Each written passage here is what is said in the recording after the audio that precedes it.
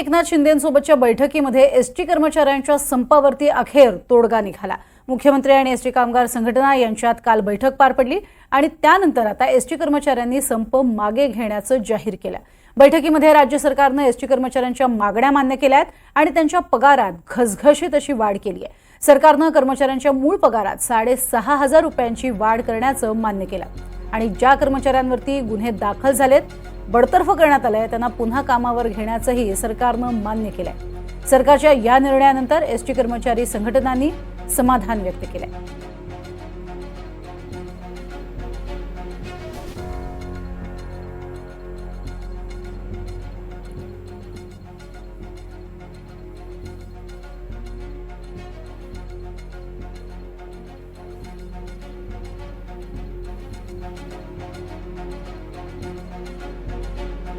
तर पुण्यात एसटीचा संप मागे घेतल्यानंतर एसटी सेवा कशी सुरू झाली याचा आढावा घेतलाय आमचे प्रतिनिधी रेवती हिंगवे यांनी।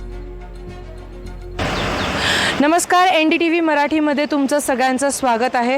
आपल्याला जसं माहिती आहे की मागच्या 2 ते 3 दिवसांपासून एसटी महामंडळाचा संप चालू होता, परंतु काल रात्री 9 वाजल्यानंतर हा संप मागे घेण्यात आलेला आहे। कारण मुख्यमंत्र्यांच्या बैठकीनंतर असा निर्णय आला आहे की जो बेसिक वेतन आहे त्याच्यात 6,500 रुपयाची वाढ करून देण्यात आलेली आहे। परंतु नक्की एसटी कर्मचारी ह्याच्यानी खुश आहेत की नाही हे आपण जाणून घेऊयात। आत्ता आपण आलेलो आहोत पुण्याच्या स्वारगेट बस डेपोला। दादा, काल मुख्यमंत्र्यांच्या बैठकीनंतर 6,500 रुपये वाढवून देण्यात आलेत वेतनामध्ये।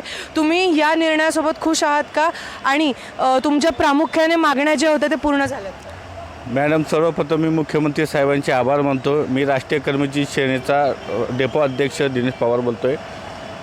जी वाढ झालेली आहे 6,500, ती 6,500 नसून 5,000 पहिली जी वाढ झालेली त्यात 1,500 नवीन पोरांना वाढ झालेली आहे।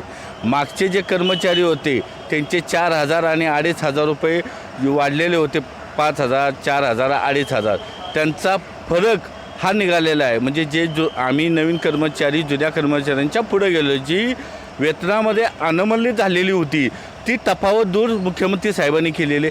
ठीक आहे, आत्ताची परिस्थिती एस टी महामंडळाची बघून आम्ही स्वतःहून हा निर्णय घेतलेला आहे की पुढं आपण निर्णय घेऊ। आता ठीक आहे, चालू आहे याच्यामध्ये तर काय हरकत नाही, चालण्यापुरतं तर आपल्याला मिळालेलं आहे। कारण की असा विचार आत्तापर्यंत कुठल्याही मुख्यमंत्र्यांनी केलेला नाही आहे। कारण की 2016 ते 20, 20 ते 24 असे 2 करार आमचे बुडालेले आहेत। मागचे रावते साहेबांनी डायरेक्ट करार न करता डायरेक्ट वाढ केलेली होती। त्याच्यामुळे आमच्या पगारामध्ये जी तफावत निर्माण झालेली जवळजवळ 14,000 रुपयाची, सरासरी 14,000 रुपये, म्हणजे शासकीय कर्मचारी आणि आमच्यामध्ये जे 14,000चा डिफरन्स पडला आहे ते आता ही 6,500मुळं निम्म्यावरती तर आलेली आहे। त्यात आम्ही समाधानी आहोत।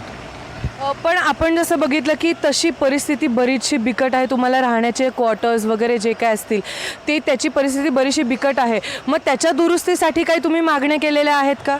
मागणी तर भरपूर केलेली, कॅशलेस मेडिकल योजना असू द्या, आम्ही जो रेस्टरूमचा जो विषय आहे तो सुद्धा केलेला आहे। पण ठीक आहे, हे मुख्यमंत्री पॉझिटिव्ह दिसतात, हे काहीतरी करतील ही आशा आहे आम्हाला।